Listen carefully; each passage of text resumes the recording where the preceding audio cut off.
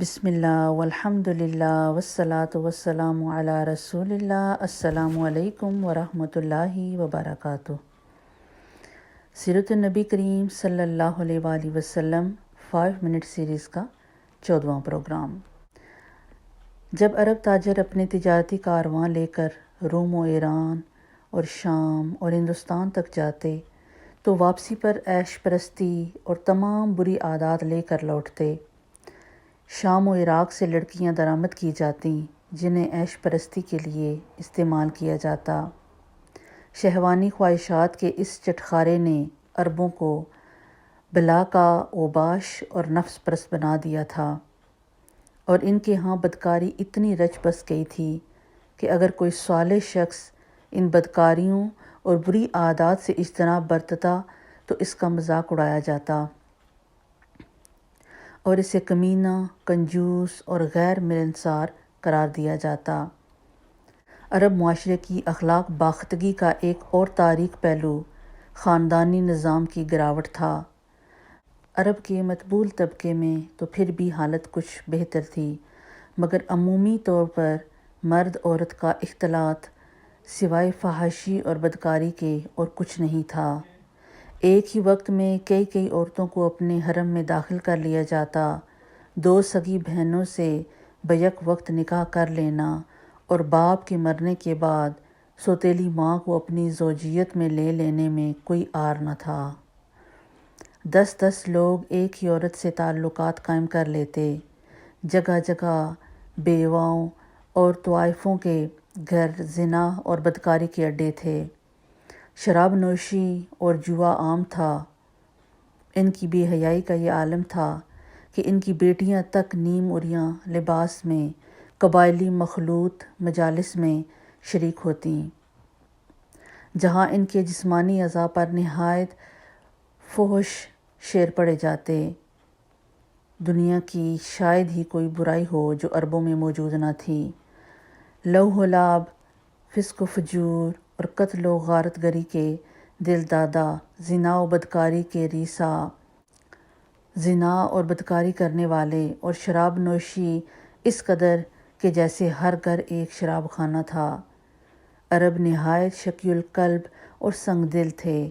جانوروں کو درختوں سے باندھ کر نشانہ بازی کی مشق کی جاتی تھی۔ زندہ جانور کا کوئی حصہ کاٹ کر کھا جاتے۔ اسیران جنگ کے ساتھ غیر انسانی سلوک کیا جاتا۔ ایک عضو کاٹ کر موت کے گھاٹ اتارا جاتا۔ دشمنوں کا جگر نکال کر کچا چبا لیا جاتا۔ ان کے کاسہ سر میں شراب ڈال کر پی جاتی۔ مجرموں کو حد درجہ وحشیانہ سزائیں دی جاتیں۔ در حقیقت یہ اسلام کی حقانیت اور سچائی کا ایک منہ بولتا ثبوت ہے کہ ایسی وحشی اور جاہل قوم کو بدل کر تمام اقوام عالم کا پیشوا بنا دیا، سبحان اللہ، اور ان کو اخلاقی طور پر فرشتوں کے جیسا پاکیزہ بنا دیا۔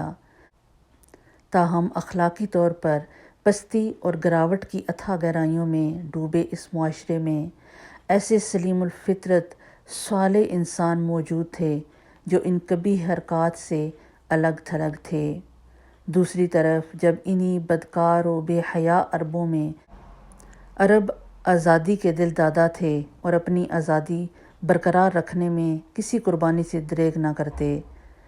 یہ ایک تاریخی حقیقت ہے کہ روم و ایران کی عظیم سلطنتوں کے بیچ میں ہونے کے باوجود کوئی ان کو محکوم نہ بنا سکا۔ کچھ ایسی اخلاقی اچھائیاں بھی پائی جاتی تھیں جو ان عربوں کے لیے وجہ امتیاز تھیں۔ شجاعت عربوں میں اپنی معراج پر تھی۔ ان کی بہادری در حقیقت سفاکی کے درجہ تک پہنچی ہوئی تھی۔ کسی عرب کے لیے میدان جنگ میں تلوار کی دھار پر کٹ مرنا عزت اور شرافت کی بات تھی، اور بستر پر ناک رگڑ رگڑ کر مرنا ذلت اور گالی سمجھا جاتا تھا۔ نہ صرف مرد بلکہ عورتیں بھی میدان جنگ میں مردوں کے دوش بدوش حصہ لیتیں۔ سخاوت میں ان کا کوئی ثانی نہ تھا۔ کبھی کبھی تو اپنے پاس کا آخری روپیہ تک سائل کے حوالے کر دیا جاتا۔ مہمان نواز اس درجے کے تھے کہ اگر کسی کے پاس صرف 1 اونٹ گزر بسر کے لیے ہوتا تو اگر مہمان آ جاتے تو اسے ذبح کر کے مہمانوں کو کھلا دیتے۔ عرب آخر درجے کے وفا پیشہ تھے۔ عہد و پیمان کی پابندی کو فرض سمجھا جاتا تھا اور ایفائے عہد میں اپنی جان و مال اور اولاد تک کو قربان کر دیا جاتا تھا۔ جب کسی کو پناہ دے دیتے تو اپنی جان قربان کر دیتے، مگر اپنی پناہ میں آئے شخص پر ایک آنچ نہ آنے دیتے۔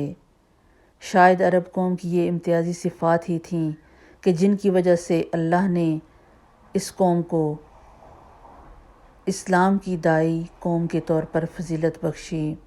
بلا شبہ عرب قوم بدکاری اور بے حیائی کی دلدل میں مکمل طور پر ڈوبی ہوئی تھی، مگر یہ سب وہ بری صفات تھیں جو ان کی فطرت میں شامل نہ تھیں اور انہیں ختم بھی کیا جا سکتا تھا، اور اسلام کے ظہور کے بعد ختم ہو بھی گئیں۔ مگر کسی قوم کو نہ تو کوشش سے بہادر بنایا جا سکتا ہے اور نہ ہی امانت دار اور نہ ہی حریت و آزادی کا متوالا۔ یہ وہ صفات ہیں جن سے عرب قوم کو اللہ نے خوب نواز رکھا تھا، اور جب اسلام قبول کرنے کے بعد عرب قوم اپنی اخلاقی گراوٹ سے نکلی اور ان صفات میں جب اسلامی جذبہ جہاد کی روح بھی پھونک دی گئی تو پھر دنیا میں ان کی شجاعت اور تلوار کی بہادرانہ کاٹ کا کسی قوم کے پاس کوئی جواب نہ تھا۔ سبحان اللہ۔